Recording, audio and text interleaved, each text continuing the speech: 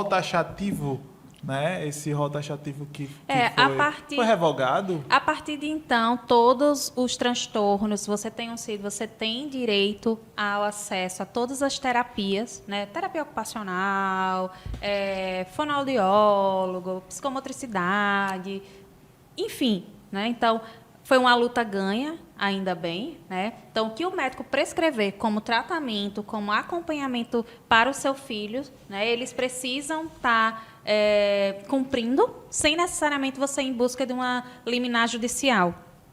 Antigamente, apenas o TEA, no autismo, tinha esses direitos, né? E os pais precisavam judicializar para garantir um atendimento de mais qualificado, porque, infelizmente, terapia por convênio não é a mesma forma por terapia particular. Não é a mesma forma. A começar pelo tempo. Na terapia por convênio, geralmente é 30 minutos. No particular, depende, 50, 1 hora, 40. Né? Então, tem essa diferenciação. Outra, capacitação dos profissionais. Porque quem trabalha por convênio, geralmente são mais profissionais recém-formados, e o valor que eles ganham não condiz com a necessidade de investimento, porque hoje fazer cursos e capacitações é custoso. Né? Então, o valor que os planos repassam acaba limitando alguns profissionais. Né? Então, é diferente o acesso. Então, os pais acabavam entrando ainda entram, né, para garantir a aba, que é uma ciência, onde a gente tem comprovações científicas dentro do TEA, né, como melhores respostas para essas crianças, e pelo convênio não tinha. Né? Então, precisava judicializar para garantir. Porque eu me lembro, há pouco tempo foi tirado do rol essas terapias. Mas aí depois eles voltaram e aí foi garantido esse direito. Eu achei fantástico um comentário que disseram assim, plano de saúde é plano de saúde, é saúde completa, não é só de alguma saúde, né? Mas cada dia a gente se depara com limitações dos convênios, né? Mas é porque eu trabalho no operador de saúde, né? E aí eu informo assim, a saúde privada, ela só existe essa grande demanda porque a saúde pública também não dá conta. Sim. Né? Então, assim, a questão do rol... Mas não é justificativa. Não é justificativa. Porque você está pagando 2 vezes quando você vai particular. Ainda mais porque a maioria dos profissionais não são credenciados mais aos seus convênios. Entendeu? Tem esse lance também. Exatamente. Tem esse detalhe também, que às vezes a própria operadora de saúde, ela não disponibiliza um profissional, vou dar um exemplo como Larissa. Às vezes você paga e tem que pagar particular. Não tem. Por quê? Porque para ela é muito caro, entendeu? Então, assim, aí é um jogo... Não é... Eles não pagam o justo, né? Que deveria. Não paga. E aí eu falo com todo mundo. Eu entendo um pouquinho o Brasil de saúde. E Larissa entende também. Vou dar um exemplo simples. Por que os grandes médicos de Natal hoje só atendem particular?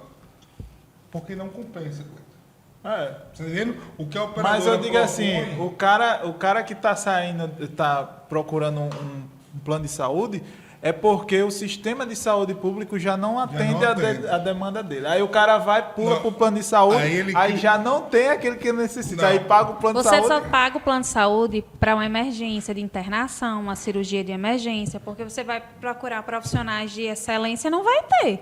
Raramente você vai ter o acesso. Eu acho que é um erro de quem vende plano de saúde, de vendedor de plano de saúde. Porque na hora de vender, ele promete muita coisa. E aí, quando você compra um plano de saúde, você acha que vai ter direito a uma porrada de coisa. Existe um contrato também. Mas não é o vendedor. Coitado do vendedor. Não, é o vendedor. É o marketing, o vendedor ele tem que ter o marketing também. A culpa é do dono do plano de saúde. O vendedor está fazendo marketing. Não. A responsabilidade é do cara. Existem vários tipos de plano. Eu quero que você entenda. Tem um plano X, como tem um plano 3X. Exatamente. E aí cada um vai dar uma rede de atendimento para você. Você está entendendo? Então, assim, se eu estou comprando aqui com um X, eu sei o que eu tenho direito a um X. Mas quem deveria deixar claro é o dono. Não é o vendedor, não. É porque o vendedor ele faz um marketing para vender, ele tem que vender. Mas é isso quem tem que deixar claro é a empresa. Mas a empresa deixa. E aí eu digo uma coisa que ninguém faz aqui. Quem assinou o plano de saúde aqui, quem é que lê contrato? Não, ninguém lê contrato, ninguém nem lê contrato nem do Facebook, nem de Instagram. Não, mas no Mas contrato lá do beneficiário, tem Vem dizendo falando. tudo que aquele beneficiário tem direito. Você não estou falando assim por cima, um pouco que eu entendo. Às vezes o que acontece também é que aqui em Natal, vou falar que por Natal, existe uma carência para algumas demandas. Quantas neuropsicólogas você conhece? Eu só conheço Larissa. Me diga outra aí. Não, eu tô conhecendo ela agora, muito prazer. Rapaz, eu também. Sensacional. Aqui em Natal, Larissa, Tem E Quantas? casos... Quantas? Não, tem um número hoje que a gente pode contar, né? Sim. Agora, existe profissionais e profissionais. Aquele que vai te dar um laudo de 3 páginas, aquele que vai te dar um laudo com mais páginas, mas com conteúdo, né? Que pode ajudar nesse processo de hipótese diagnóstica. Como a gente está tendo mais turmas, tem um número, mas antigamente, lá atrás, era no dedo. sim, porque é uma coisa nova. Isso, mas hoje em dia ainda Tá começando Está a engatinhar. começando. Por que a gente não vê tantos neuropsicólogos ainda? Porque os testes são caríssimos. O quê? Os testes são caríssimos que a gente utiliza. R$4.000 cada um. Você não utiliza um teste, você utiliza vários. Teste, fala um pouquinho desse teste. Os testes, porque na avaliação neuropsicológica é feita a avaliação de forma qualitativa, que é através da minha observação clínica, e a avaliação quantitativa, que é através de instrumentos validados. Eu vou avaliar a atenção com um teste no papel, onde vai ter uma tarefa. Aquela Aí você criança vai paga esse teste, você paga. Sim, esses testes, e eles são caríssimos. E cada folha de aplicação a gente também paga. E é? Então, você compra o teste, não se pode utilizar Xerox, então tem folhinhas de teste que custa R$75, R$45. E numa avaliação neuropsicológica, a gente não utiliza utiliza Larissa, vários testes. e uma dúvida, esses Não dá pra testes, baixar no Google? Não, né? Jamais. esses testes tão caros do jeito que você tá falando aí, né, cara, assim, e como a gente consegue ter o diagnóstico em quantos testes?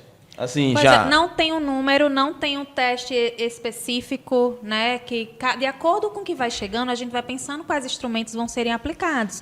Mas o que é imprescindível? Um teste de QI para a gente ver como é que encontra essa funcionalidade dessas habilidades cognitivas, de atenção, de memória, de funções executivas, de linguagem, né? Então, cada caso é um caso. Às vezes pode ser que do primeiro teste já tenha um diagnóstico. Não, no Outro primeiro erro, não. Não, Precisa desse complemento. Uma bateriazinha. E outra coisa também que eu acho que quando a gente fala em terapias, a gente não pode dizer uma coisa exata. 3, 4, com 5 testes. Nem se tem como precisar, né? A gente não pode. Agora, na avaliação, a gente trabalha com números específicos, Sim. porque é uma avaliação que existe início, meio e fim. Então, a média são 8 sessões para a gente chegar diagnóstico, né? Aí tem a visita escolar, tem conversa com terapeutas, e ainda falam que é caro. Mas se você vai por detrás disso todo o investimento para a confecção de um laudo, você não faz um laudo em 2, 3 horas. Existe todo um trabalho. Você corrige todos esses testes, você faz visita escolar, você faz uma interconsulta. Isso tudo, eles são... Você faz o teste, dá o laudo. Isso tudo é registrado em algum lugar? Registrado no Tipo sentido... assim, a gente cartório, fica... no cartório. A gente, não, no Não, cartório tipo não. assim, porque você paga tão caro, né? Então... Não, tem um código. Em cada teste tem um códigozinho, porque como a gente não pode trabalhar com Xerox, então se o nosso conselho de psicologia vai lá fiscalizar, ele precisa ver o código. Os códigos não se repetem nas folhinhas de aplicação. de cada paciente. Então, não no tem caso. esse registro que eu preciso fazer do teste em si, porque ele já está registrado, a numeração. Não, é isso que eu pergunto. Aí é registrado numa associação ou Na elaboração mesmo da venda das folhas de respostas, então é numerado. Então, você tem como saber quem foi a numeração do bloco que saiu para Mas profissional. você vai comprar, ele sabe que... Do 1000 a Não, não é isso que eu tô 1025 é de perguntando. Larissa. Foi Larissa que comprou tal dia. Então, eu sei Entendi. que... Mas é outra coisa que eu estou perguntando. Se esses laudos, certo? É contabilizado como fosse um IBGE, como fosse um banco de dados de transtornos. Não tem Não uma tem notificação, do fica governo. comigo. Não, fica com o profissional, porque é sigiloso, né? Só pode ter acesso àquilo que o pai desejar compartilhar. Eu tenho a obrigação de partilhar para quem me buscou, né? Que foi um pai geralmente, e eu fico com essa documentação durante 5 anos. Então, E como é que a gente chega nos números de autistas que a gente tem, de TDAH? Na verdade, é o CDC que Vamos tem, falar que também, tem você vai um botar. centro, né, que faz esse controle. Agora, na nova pesquisa que vão fazer do IBGE, incluíram, né? Ah, o IBGE é quem faz Não essas tinha, perguntas. não, mas não tinha. Entendi.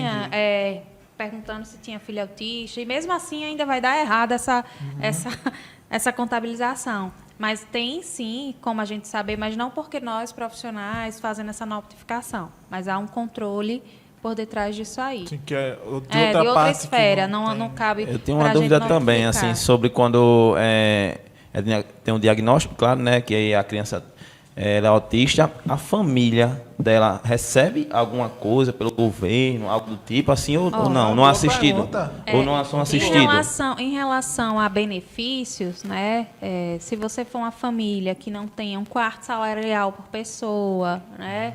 Tem sim, um benefício que pode ser buscado, acesso de transporte público, mas para isso você tem que entrar nas cotas que são colocadas, né? A sua família tem um quarto de salário mínimo por pessoa, geralmente. Né? Então, você pode buscar se as pessoas não têm renda na sua BPC. casa. É um benefício, né? Então, se tem deficiência intelectual, que pode, que fica, não pode gerir pela própria vida, gerir sua própria vida, você pode buscar também, né? Então, Também não é todo transtorno que não, tem direito. tem umas questões, né, por detrás disso, da condição socioeconômica. Fiz essa pergunta porque, assim, como ela falou que importante. tem aquele valor, né? Esses valores, se tiver tipo um auxílio à família, possa ser que Mas ajude. mesmo esse auxílio chega de forma bem... Atrasado, Bem atrasado. e precário. Não, porque E nem pouco, todos se adequam a esse contexto, né, de socioeconômico.